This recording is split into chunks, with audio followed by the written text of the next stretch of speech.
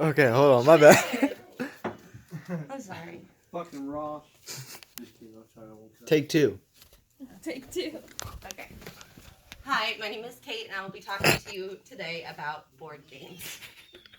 Okay, we're currently living in a golden age of board games. New games are developed and launched at a rapid pace. But board games date back to ancient human civilizations. This is proof that we have gamed for centuries. Board games help with physical and mental health by helping us fine-tune our critical thinking skills as well as our social skills. I have played board games since I was a small child, and I've done a lot of research on this topic as I was looking to open a board game cafe. Today I'm going to talk to you about the history of board games, which is something that I call a phenomenon spanning centuries. I'll talk to you about the benefits of board gaming, both socially and mentally, and I will end by giving you a few ideas of new games to play. Now that I've told you about something I'm really passionate about, I want to talk to you about the phenomenon that is board games. In an article in an academic journal, Tristan Donovan says that the origins of board games are unknown. The relics people have dug up from ruins of past civilizations suggest that board games began in prehistory. To further that fact, the oldest board game we can find to date is 3500 BC, found in ancient Egypt.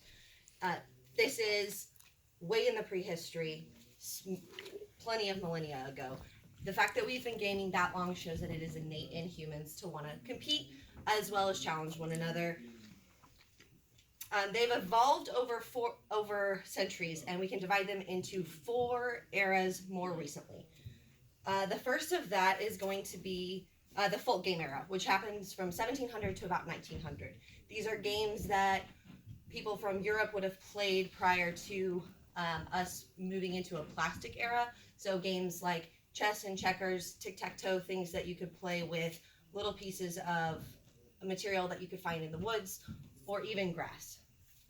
The second era is the mass-produced era. This is when we start seeing games being developed out of wood, such as chess, checkers, and things of that nature. Then we move into the plastic era. This is what most of our parents grew up in, where games like Life, Monopoly, Connect 4, those all came to be. The most recent is, personally my favorite, is the connected era. It's where we play games via video games. We can connect with each other. We might be worlds apart, but we're still playing the same thing. Why have games become so big recently, though? That's the question I really asked myself when I was researching this topic. Board games are, without a doubt, making a comeback. They have grown fiscally. Now, there is an article from the New York Times in 2014 that says, sales of tabletop games have continued to grow. Sales in hobby stores in the United States rose from 15 to 20% in each of the last 3 years. Amazon says that board game sales has increased by double-digit percentage from 2012 to 2013. Now, that's just from 2012 to 2013. Recently, we've seen a bigger influx thanks to Kickstarters, where people like you and me invest their own money in games they want to play. Also, there's an event called Gen Con, where 50,000 people show up to play board games, including competing in world tournaments for some of their favorite games. This rise has come because of the acceptance of nerdy culture. Looking at the Marvel Cinematic Universe, Big Bang Theory, things like that that make being a nerd acceptable again has also made board gaming acceptable again. There's an additional thing that has come out of this rise of nerdy culture. It's called board game cafes. There is a bar here in Kansas City where you can go, have a drink, check out a game from a library, hang out with your friends, and if you don't like the game, then at least you have other options. There are also plenty of tabletop stores popping up in and out. A lot of them will have game rooms and libraries where you can try out games as well. So now that I've told you a small bit about the extensive history of board games, I'm going to tell you about the benefits that they provide.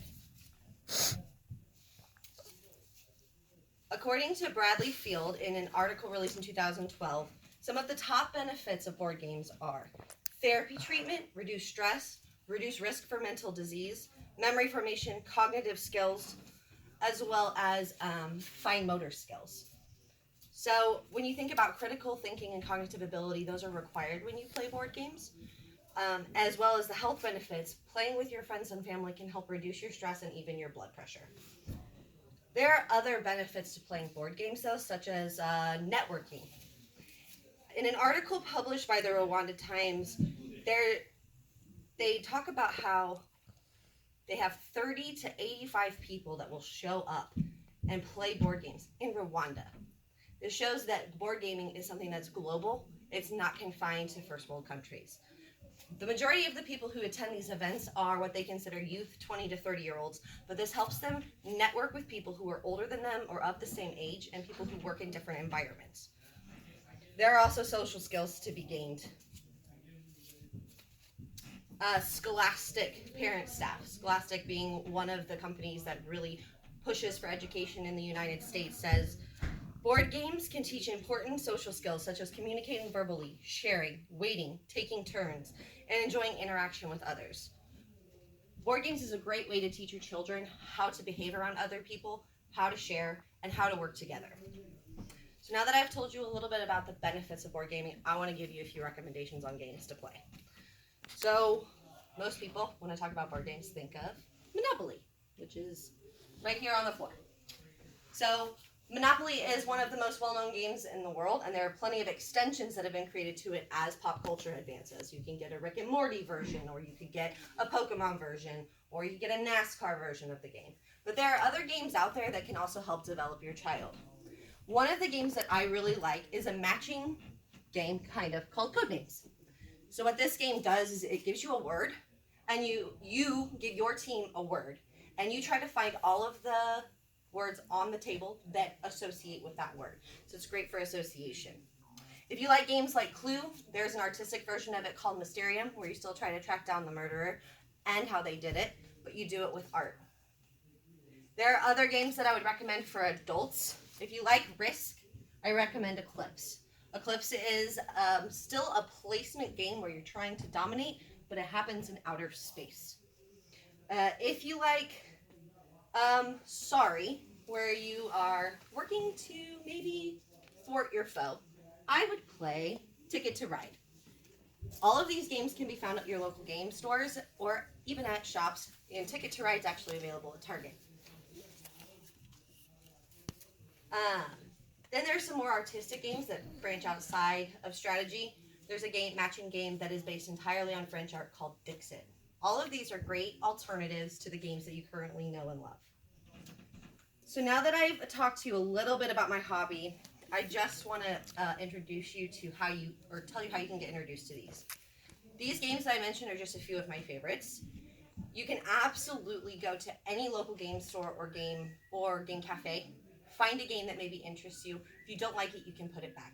That's something that's especially important if money is an issue, because some of these games run $60 to $70 a piece, whereas some of the more known Hasbro games will run $10 to $20 a piece. So utilizing the resources around you, you can absolutely try out these games. So today I've discussed a brief history of board games, the benefits of playing them, and I've provided you a few recommendations to get you started. Ultimately, I want you to take away, this is a great way to have fun with your friends, make memories with your family, help your cognitive ability, improve your stress levels, and I think that you should all really consider playing some board games.